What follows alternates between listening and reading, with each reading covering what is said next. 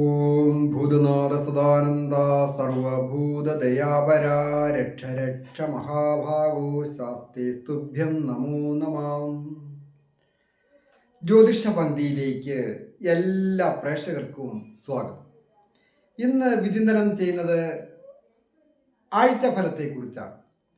അതായത് 2025 ജനുവരി മാസം 5-ാം തീയതി മുതൽ 11-ാം തീയതി വരെയുള്ള ഒരു ആഴ്ച. കൊല്ലവർഷം 1200-ാം ആണ്ട് ധനുമാസം 21-ാം തീയതി മുതൽ 27-ാം തീയതി വരെയുള്ള ആഴ്ച. 12 രാശികളിലായിട്ടാണ് പറയുന്നത്. മേടം രാശിക്കാരായിരിക്കുന്ന അശ്വതി, ഭരണി, കാർത്തികയുടെ ആദ്യത്തെ പാദമടങ്ങുന്ന നക്ഷത്രം. ഈ നക്ഷത്രക്കാർക്ക് പൊതുവെ ദൈവാധീനം ഉള്ള ഒരു ആഴ്ചയാണ്. തൊഴിൽപരമായ വിജയങ്ങളും ആരോഗ്യപരമായി പൊതുവെ തൃപ്തികരമായിരിക്കുന്നു. പ്രായമായവർക്കും കൊച്ചുകുട്ടികൾക്കും ഒക്കെ വളരെ സന്തോഷവും ഐശ്വര്യവും ഉള്ള ഒരു ആഴ്ചയാണ്. ദമ്പതികളായിട്ട് ഉള്ളവർക്കും പൊതുവെ സന്തോഷകരമായ ആഴ്ചയാണ്. ഉല്ലാസയാത്ര പോകുന്നതിനോ പുണ്യസ്ഥലങ്ങൾ സന്ദർശിക്കുന്നതിനും യോഗമുണ്ട്. കുടുംബപരമായിട്ടും വാഹന സംബന്ധമായിട്ടും ഒക്കെ വളരെ നല്ലതാണ്. ദീർഘദൂര യാത്ര ചെയ്യുന്നതിനും ഒക്കെ യോഗമുണ്ട്. പ്രധാനമായിട്ട് ദേവീക്ഷേത്ര ദർശനം നടത്തി പ്രാർത്ഥിക്കുന്നത് വളരെ ഉത്തമമാണ്. ഇടവം രാശിക്കാരായിരിക്കുന്ന കാർത്തികയുടെ 2, 3, 4 പാദങ്ങളും രോഹിണിയും മകയിരത്തിൻ്റെ ആദ്യത്തെ 1, 2 പാദങ്ങളും അടങ്ങുന്ന നക്ഷത്രം. ഈ നക്ഷത്രക്കാർക്ക് ദൈവാധീനവും ഭാഗ്യവുമുള്ള ആഴ്ചയാണ്. ആഗ്രഹിക്കുന്ന കാര്യങ്ങൾ ഒരു പരിധി വരെ നടന്നു കിട്ടുന്ന ഒരു സന്ദർഭമാണ്. തൊഴിൽ സ്ഥലത്ത് അലസത പാടില്ല. കൃത്യസമയത്ത് ജോലിക്ക് എത്തുന്നതിനും അന്നന്ന് ഉള്ള ജോലികൾ കൃത്യനിഷ്ഠയോടെ കൂടി ചെയ്യുന്നതും പ്രവർത്തന രംഗത്ത് വിജയങ്ങൾ നേടിത്തരും. മേലധികാരികളുടെയും മറ്റും അപ്രീതി ഉണ്ടാകാതെ വളരെ ശ്രദ്ധിക്കേണ്ട ഒരു സന്ദർഭം. എതിർലിംഗക്കാരുമായിട്ട് ഇടപെടുന്നത് വളരെ ശ്രദ്ധിക്കണം. മാനാപമാനങ്ങളോ അവിഖ്യാതികളോ ഉണ്ടാകുവാൻ സൂചനയുണ്ട്. വളരെ ശ്രദ്ധിക്കുക. പരീക്ഷ എഴുതുന്ന വിദ്യാർത്ഥികളും അധിക ശ്രദ്ധയും പ്രയത്നവും ആവശ്യമാണ്. ഉദ്ദേശിച്ച രീതിയിലുള്ള സ്കോർ കിട്ടുന്നത്.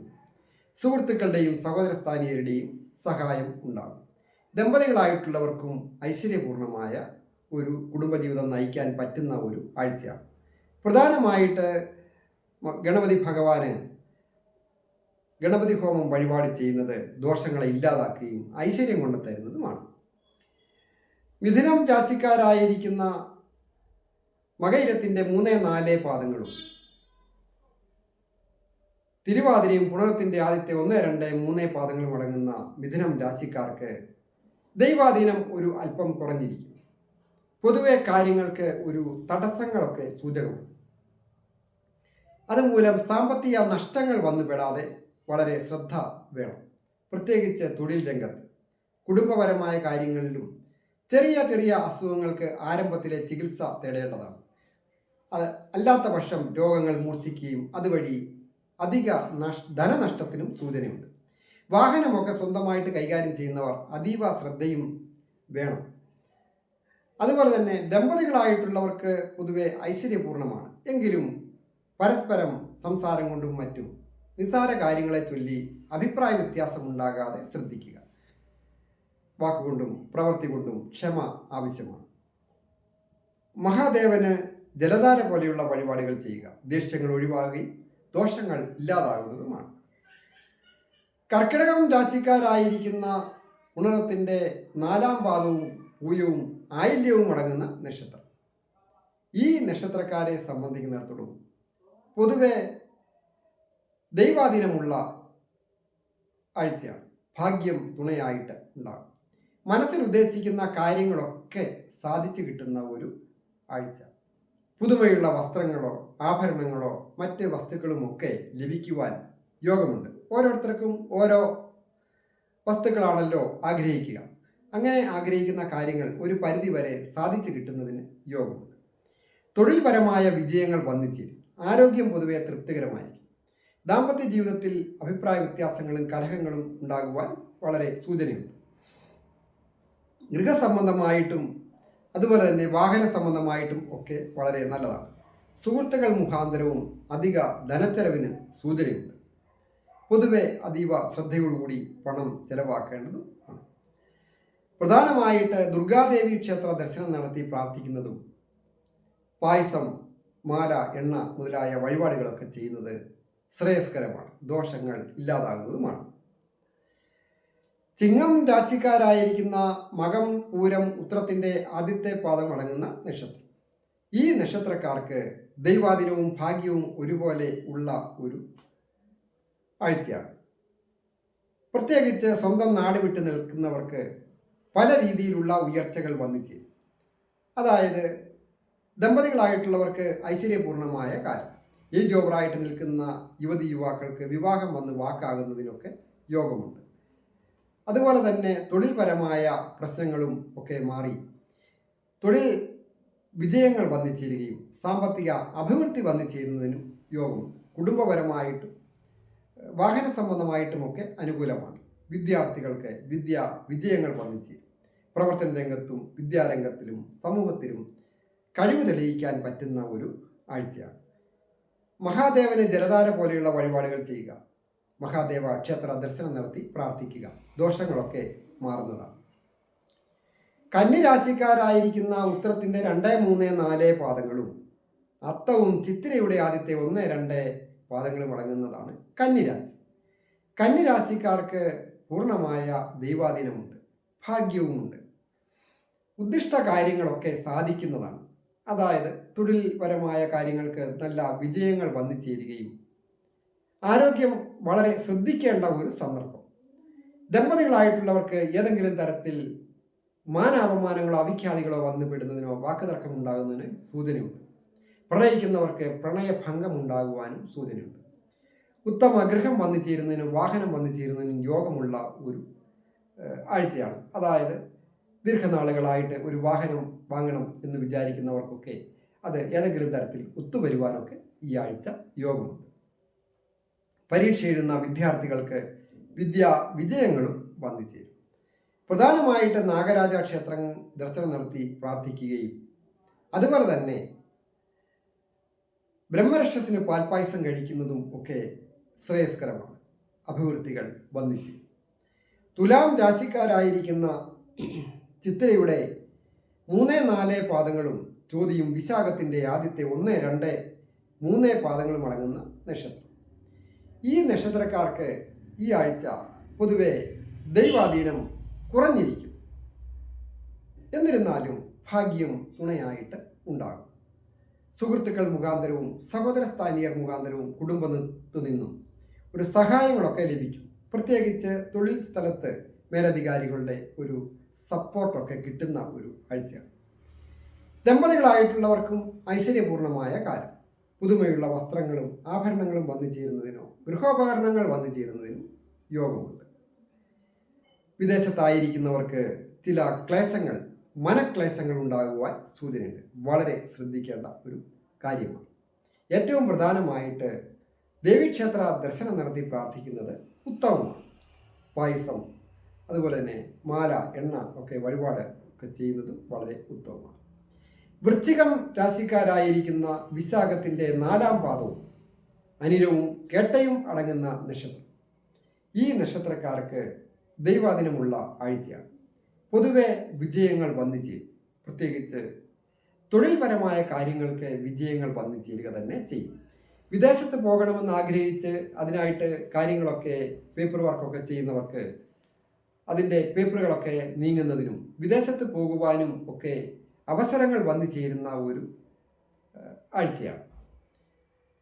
അതുപോലെ തന്നെ ഒരു ഇൻ്റർവ്യൂവിലൊക്കെ പങ്കെടുക്കുന്നവർക്കും വിജയങ്ങളൊക്കെ വന്നു ചേരും. കണ്ടകശനിയൊക്കെ ഉള്ള സമയമാണ്. അലസത ഒഴിവാക്കി പരമാവധി ഉത്തരവാദിത്വ ബോധത്തോടുകൂടി കൃത്യനിഷ്ഠ പാലിക്കുവാൻ വിദ്യാർത്ഥികളായാലും തൊഴിൽ രംഗത്ത് നിൽക്കുന്നവരായാലും ഒരു കുടുംബത്തെ ഉത്തരവാദിത്വമുള്ള മാതാപിതാക്കളായാലും ഒക്കെ വളരെ ജാഗ്രത പാലിക്കേണ്ടതാണ്. വന്നു ചേരുന്ന ധനം വേണ്ട രീതിയിൽ വിനിയോഗിക്കണം.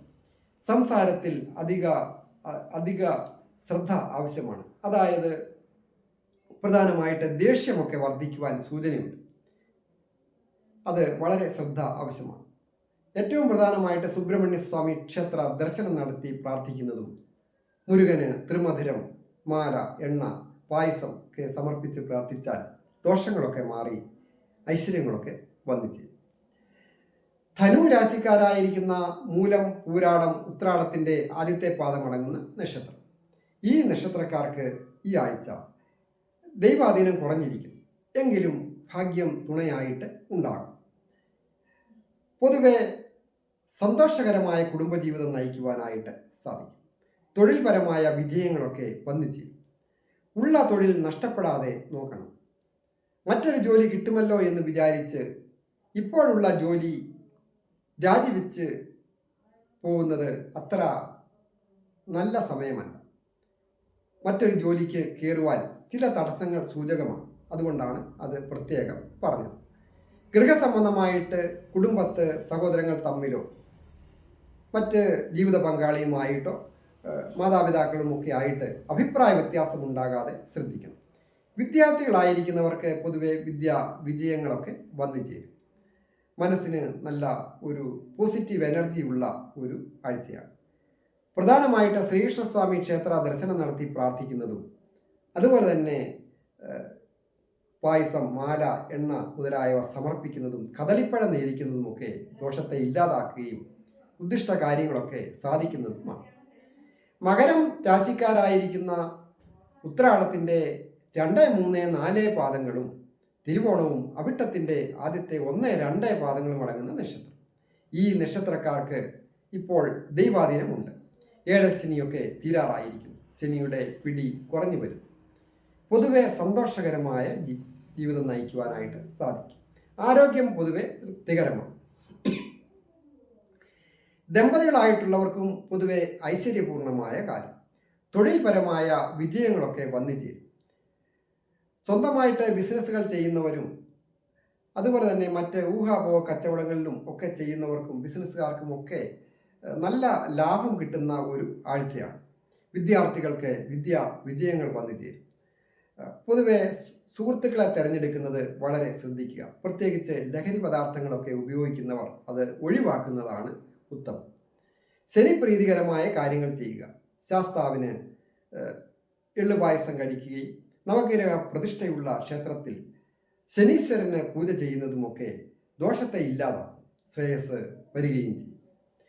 കുംഭം രാശിക്കാരായിരിക്കുന്ന അവിട്ടത്തിൻ്റെ 3, 4 പാദങ്ങളും ചതയവും പൂരിട്ടാതി ആദ്യത്തെ 1, 2, 3 പാദങ്ങളും അടങ്ങുന്ന നക്ഷത്രം. ഇവർക്ക് പൊതുവെ ദൈവാധീനമുള്ള ആഴ്ചയാണ്. ആഗ്രഹങ്ങളൊക്കെ ഒരു പരിധിവരെ സാധിക്കും. കുടുംബത്തെ സന്തോഷവും സമാധാനവുമുള്ള ആഴ്ച. മാതാപിതാക്കൾക്ക്, അതായത് പ്രായമായവർ മാതാപിതാക്കൾക്ക് ഒക്കെ മക്കളെ കൊണ്ടൊക്കെ നല്ല അനുഭവം വന്നു ചേരും. വാഹന സംബന്ധമായിട്ടും നല്ലതാണ്. തൊഴിൽപരമായ വിജയങ്ങളും വന്നു ചേരും.